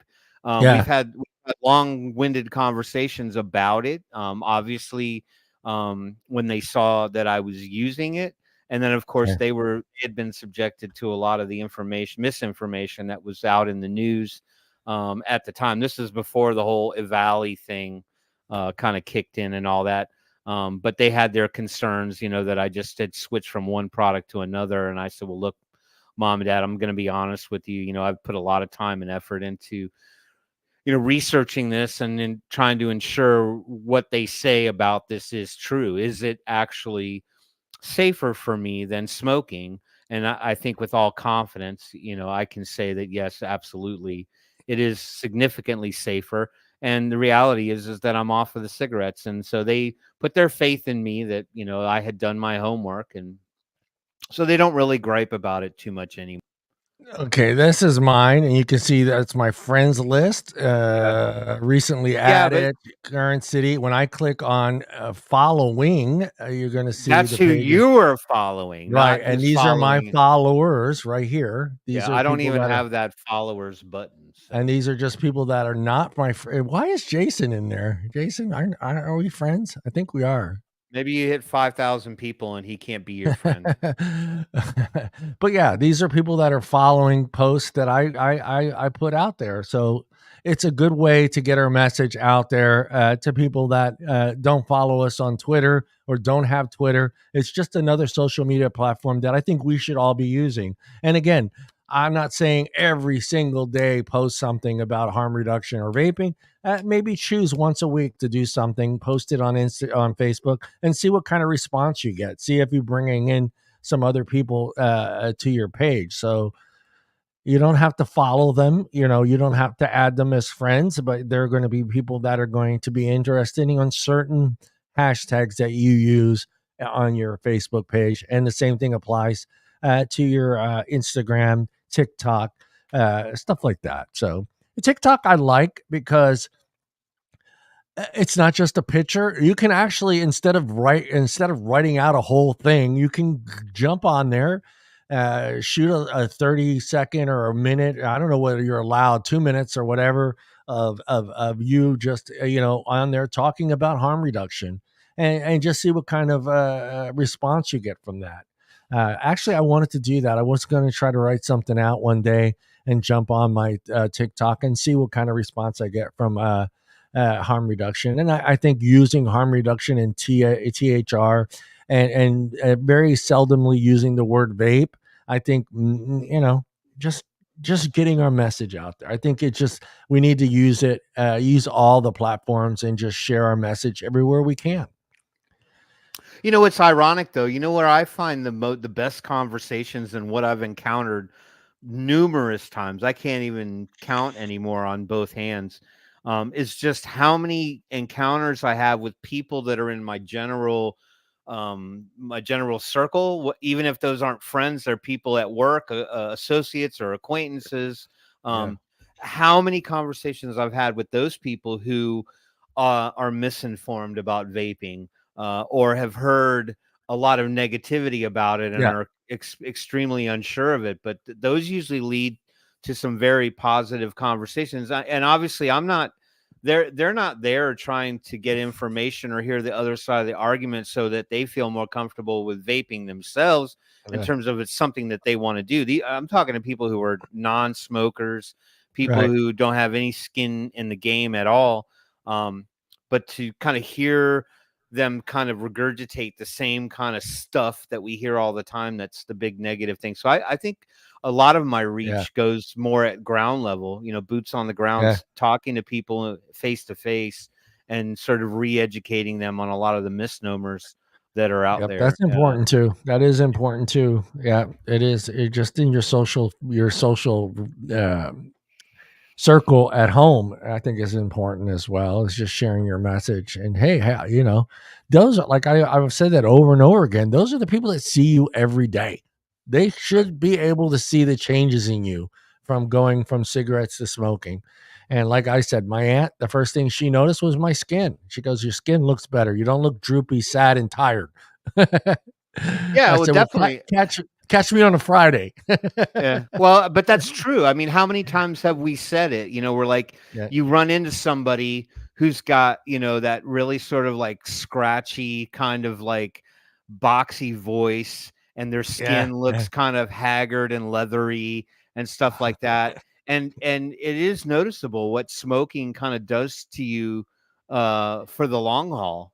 And I would have to say, I mean, it certainly hasn't improved. Vaping hasn't improved my looks, but I think probably has spared me a lot of premature kind of aging. Tim, you're a Georgia 8. I'm a what? I'm a Georgia 8.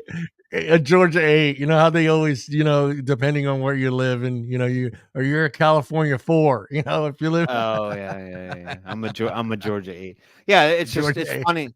It's just funny though, because I do think that vaping helps you get away from smoking, which sort of slows down that abnormal kind of aging process that smoking seems to inflict on the body. you know, Yeah. when you just see somebody and you're like, man, they must have been smoking for like the last 40 years of their lives, you know what I in a, mean? in a in a closed room, you know, you got that that droopy look. Yeah, Hey, they got that kind of laugh and stuff. Well, That kind of every scratching. third sentence they got to clear their throat. They're like, Yeah, exactly. Yeah, so true. You Tim, want you to want to talk go into loose, go do loose your news? Let's talk about some yeah. news. Hold What's on, let me new? give you. Yeah, oh Lord, here we Gotta go. do your bumper. Gotta do Yeah. your bumper. Here you go.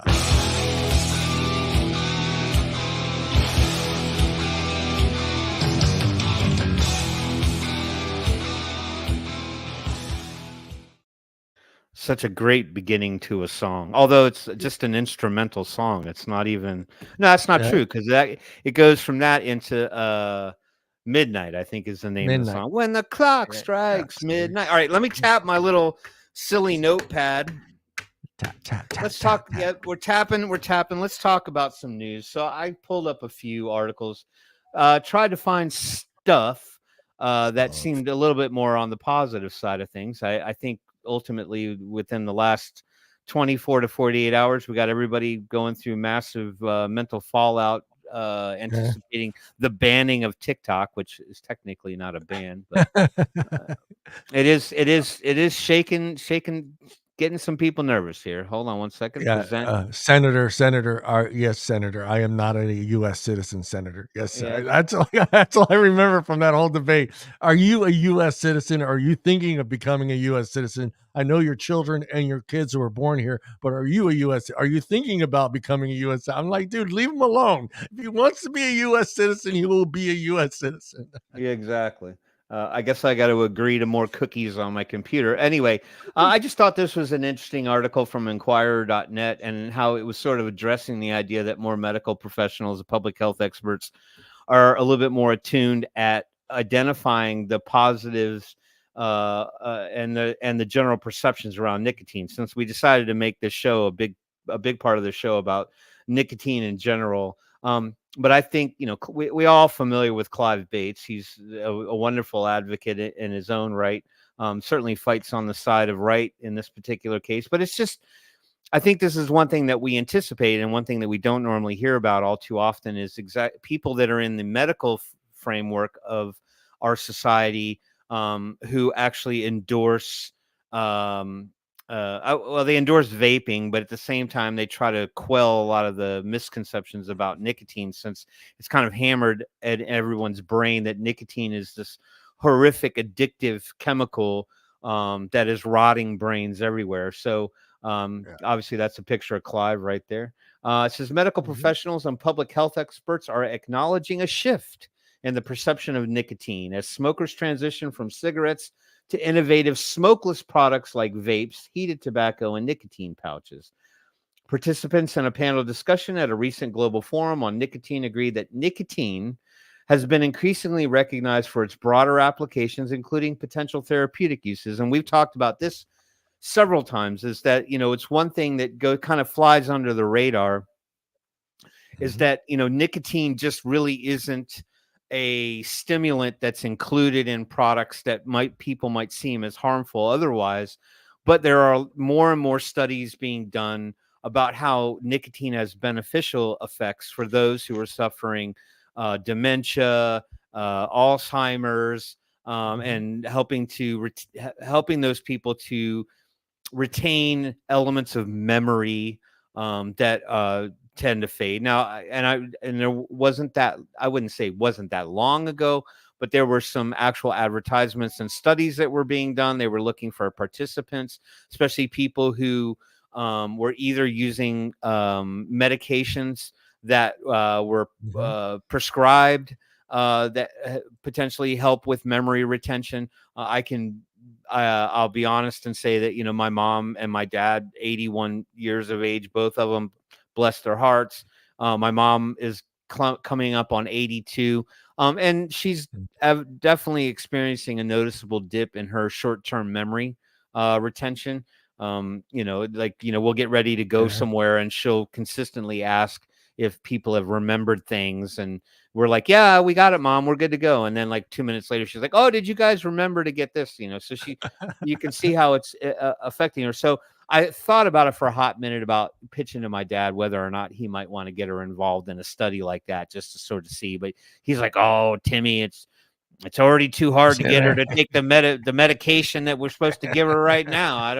I don't think switching her to anything else is going to make any particular impact. Anyway, Dr. Garrett McGovern, a general practitioner specializing in addiction medicine, said the growing popularity of e-cigarettes, which are significantly safer than combustible tobacco, is renewed interest in the impact of nicotine. Quote unquote, I'm pretty sure before electronic cigarettes arrived, we never heard of nicotine and the developing brain, which I would admit, I agree. Yeah. We never heard any qualms, any arguments when people only had cigarettes available or dip or any of that other stuff. Nobody said one stinking word about nicotine. He said it's time to liberate nicotine and explore its potential benefits. He noted that nicotine is seemingly blamed for everything and treated as the scapegoat when the real issue is actually harm reduction. Mark Oates, director of consumer groups We Vape and the SNUS Users Association, didn't even know they existed. The SNUS Users Association, the SUA, expressed concern about the public's misconception that nicotine itself causes smoking-related illnesses. I think that's one of the most paramount lies that's out there, is that there are people, even doctors, who feel as though nicotine has some direct correlation to cancer, but we can't find anyone who has died of nicotine usage, right? Or contracted cancer because of nicotine. So nothing exists for them to even have that misguided thought, right? The media are incredibly scared to discuss this issue, which is a huge shame. And science also lacks the ability to research it because funding is hard to come by, Oates said. Despite the encouraging potential of harm reduction, the stark reality of 1.1 billion smokers globally remains a major concern. Panel moderator Clive Bates, director of Counterfactual Consulting Limited, said there are still 1.1 billion smokers in the world. I hate these pages where they just kill it with like pop-up videos and advertisements. Hey, at least they're decent ones though, Tim. Exactly. I mean, they're not the erectile dysfunction ads. You're actually getting some decent ones up there. Exactly. 8 million a year are dying from smoking. Hundreds of thousands of people are sick, and we can really do something about that, he said, referring to the readily available harm reduction products. Dr. Carolyn Beaumont, an Australian general practitioner, shared her experience. Now, this one's interesting because she's from Australia, which everybody knows what's happening in Australia. An Australian general practitioner shared her experience prescribing nicotine to smokers transitioning to vaping. Okay. What? So she prescribes nicotine to smokers transitioning to vaping. That seems a little redundant, doesn't it? I think if you're transitioning to vaping from smoking, there's your nicotine right there. Anyway, her research revealed that over half of her patients who switched to vaping were men aged 30 to 50, indicating their preference for safer alternatives before long-term smoking damage occurs.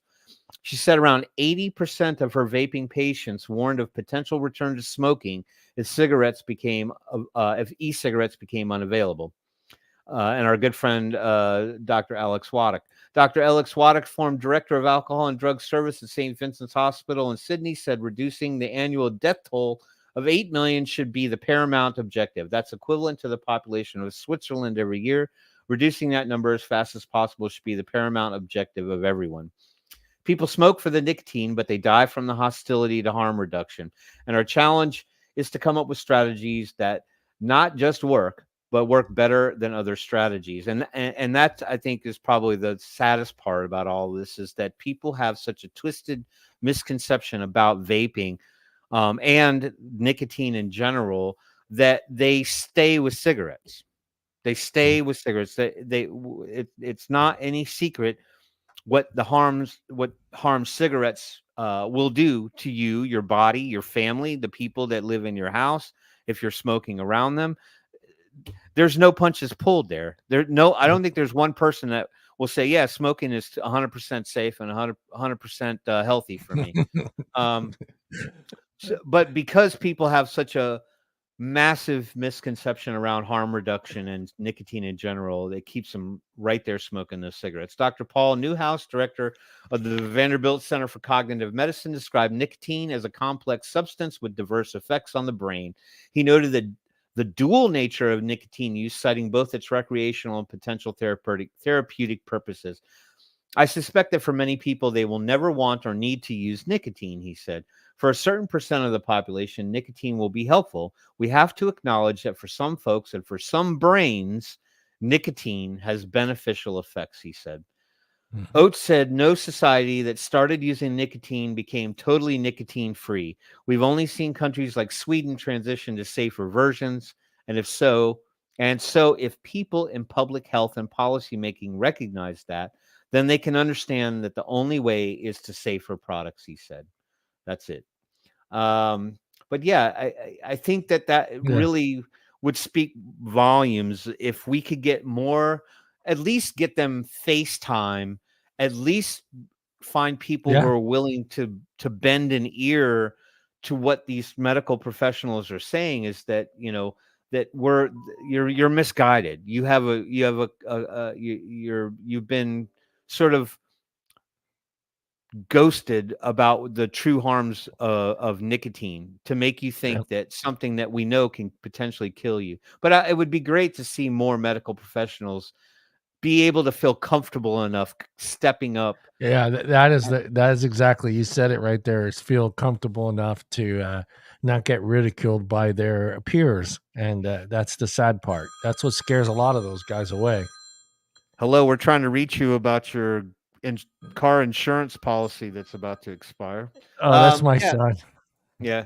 No, I think it would seem to me, if there weren't so many doctors that were just sort of like negative about it to begin with, and doctors that, and I say the word doctor, and then you combine that with the idea that I'm saying you don't really understand that there really isn't as much harm in nicotine as you'd like to think.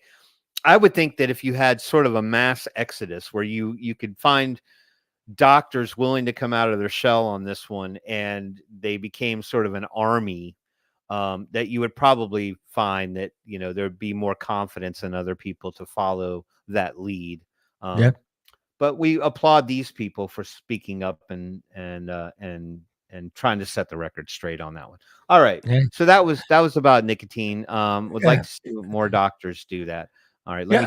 Don't you think a lot of people would be really surprised on exactly how many different forms of nicotine are used daily on just different things for health benefits as far as your medication? I think a lot of people would be surprised where nicotine is being used and how it's being used. And I think you're right. I think they're misinformed on exactly what nicotine is and how it works and how it's being used for, like you said, dementia, Parkinson's disease. I think I've even seen a study on how nicotine helps people focus. Well, right. All those included it. And then I also think that there was, and I don't know if there was any follow-up studies done on it, or whether or not they could actually validate this. And I don't want to use it as absolute truth, but I think there was some studies done around the time period around people who, like smokers and vapors, and that correlation to COVID, and how that the nicotine receptors in the brain, take care, Michelle. I think a lot of people, there was some study, they were trying to make a correlation to people, whether or not they actually were less likely to contract COVID, or they were more able to kind of fight off the effects of COVID due to the nicotine receptors in the brain.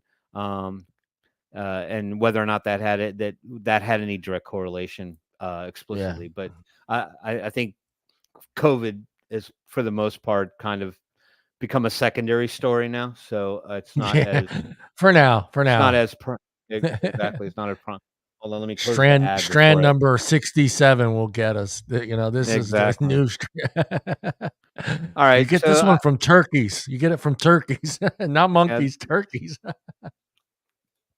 I thought this one was kind of interesting from the Washington Examiner. I mean, obviously, we've been hearing a lot in the news about the move to ban Zyn and nicotine pouches and things like that. But it looks like House Republicans that are now pressing the FDA to expedite the approval process for smoke-free tobacco products.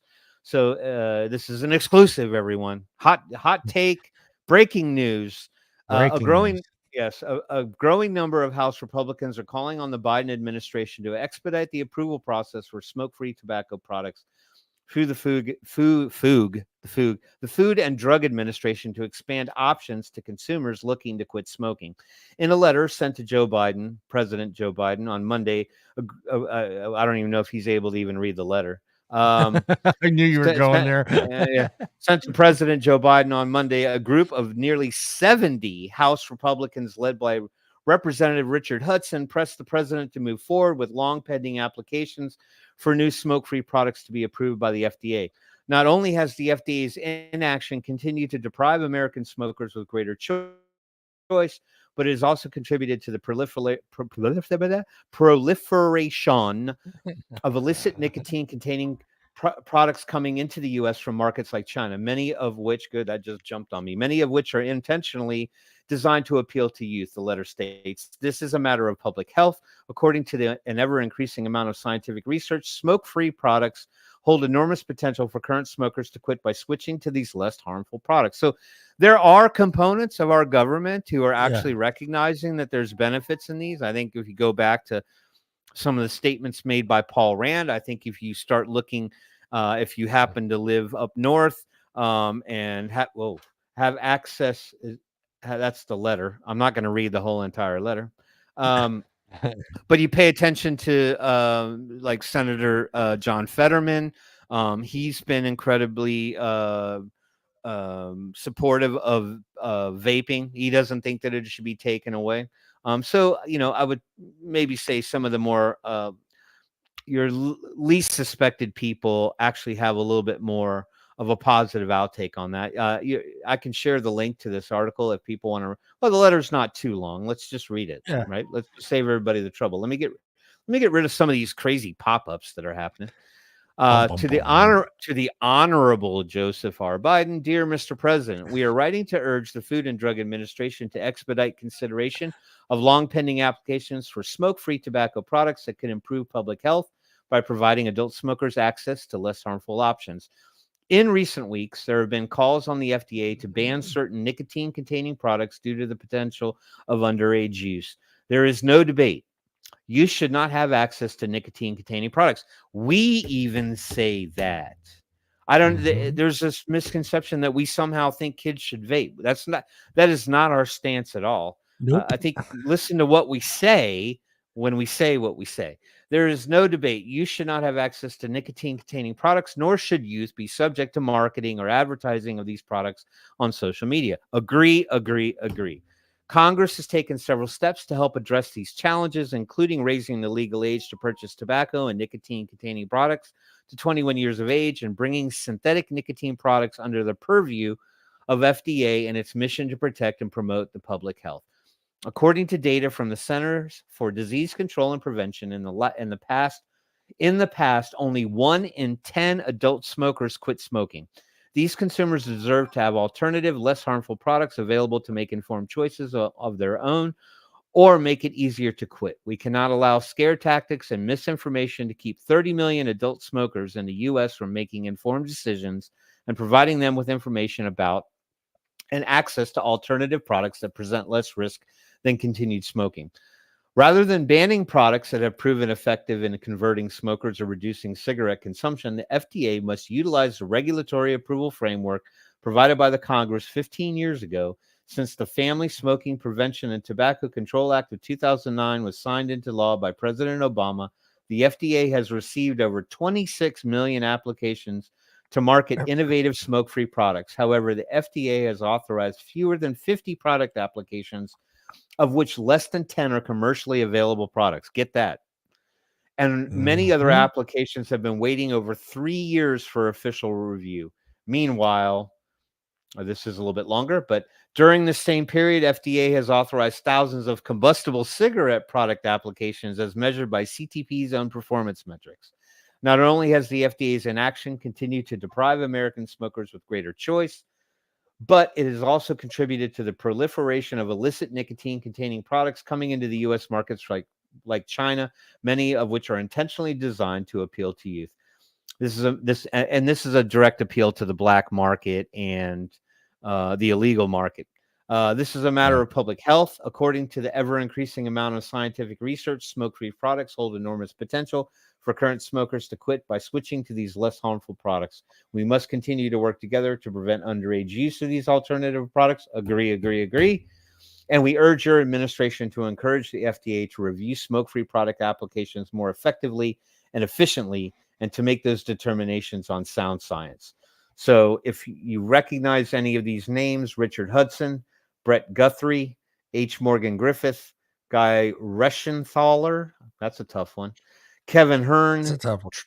Troy Balderson, Dusty Johnson, Dan Crenshaw, Bob Good, Claudia Tenney, Nick Langworthy, Kelly Armstrong, Kat Kamek, August, oh my God, August. Go, you got this. I believe the P is silent. August Pfluger, Troy Nels, Brian Mast, Randy Weber, Marionette Miller Meeks. Marionette, not spelled like the other marionette. Don't get it wrong. Earl L. Buddy Carter, old Buddy Carter, Michael Waltz, Jennifer Gonzalez Colon, Larry Bouchon, Chuck Fleischman, and Ralph Norman. So if any of the, there's more. I'm sorry. There's more. There's more, Tim. There's more. Diana Harshberger, Russell Fry, James Comer. I didn't recognize that name. Don Bacon, Scott Desjardins, MD, Nancy Mace, John Carter, Neil P. Dunn, Mike Bost, Wesley Hunt, C. Scott Franklin, Ann Wagner, Virginia Fox, and Max Miller. Oh my God. It goes on. It goes I'm not going to read them all here, but there's quite a few. I will share the link to this. These are House representatives. So should you find that these people represent, I would reach out to them. These are obviously people in your corner. This is a nice reveal. I pretty much didn't think that anybody in the government had any general You're made to think that. I think we're made to think that. Yeah. I'll put that in the chat. Everybody can go check out those names that are in that letter. I'm hoping that this is a trend. Don't really see too much going up against in the federal government right now. I have not heard much anymore about the tax bill. I haven't heard if that's moved along, if that has had it gained any traction. I think there were a lot of people that were like, look, we got bigger problems than to worry about whether or not we're going to tax the Americans in this horrible economy over nicotine and vaping products. So I haven't heard any more about that, but definitely it's good to know that even in the confines of our government, maybe if the election goes a certain way come November, maybe we'll see a shift there too. I'm not sure. But with that said, we'll have to see if Biden reads his letters. Maybe not. And understands what he read. Well, I think I think it's important. I think it's important to recognize that there are people who recognize freedom of choice. They may not agree with vaping. They may not want to be a vapor. They may not care to know too much about it. But clearly, these people have a general understanding of the concept of tobacco harm reduction, the effects of combustible tobacco on the population at large, and they share our same ideology that when it's all said and done, we're trying to preserve this for adults. We're not looking to try to preserve it for the sake of kids. So we share in that same ideology that we don't endorse. We don't want kids getting exposed to these products. They have to wait until they're adults to do so. But banning it, like the one representative said, is that it's not going to do anything. It's not going to reduce harm. Right. It's not going to stop kids from getting their hands on particular products if they illegally want to continue to obtain those products. Yep. Yep. All righty, Timmy. We Yes, have sir. 2 minutes. 2 minutes. We have- 2 we have minutes. We have 2 minutes. Well, actually, next week we get Allison and Phillip back. Allison is Yeah. actually out of town. She's on a plane right now. Well, she's out there fighting the good fight, and she's actually going to address the PMTA registry bill that is affecting her state. I believe that has something to do with that. Yep. So she's fighting the good fight as she always does, and Philip will be back. I won't be here. I'm starting my Vacation. vacation, my journey down to Florida. So you get to miss me for 2 Wednesdays.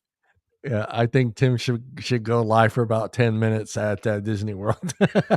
Yeah, maybe I'll go live from inside Epcot. You never know. Yeah, it's Tim out on location. Yeah, I've been in line at Epcot for this ride for 3.5 hours. I think I got about another hour before I get to ride this ride. Actually, the line should be pretty decent. Yes. This time of the Well, year. I hope it's not too chaotic, but we'll find out. But Yeah. but before we sign off, I just want to reiterate and just say how much, and I'll speak on John's behalf. I think he'll share the sentiment, Yeah. but we just wanted to say a big, major thank you to everybody who tunes into this show every week and understands what our purpose here is. I know that it isn't the old programming of yesteryear.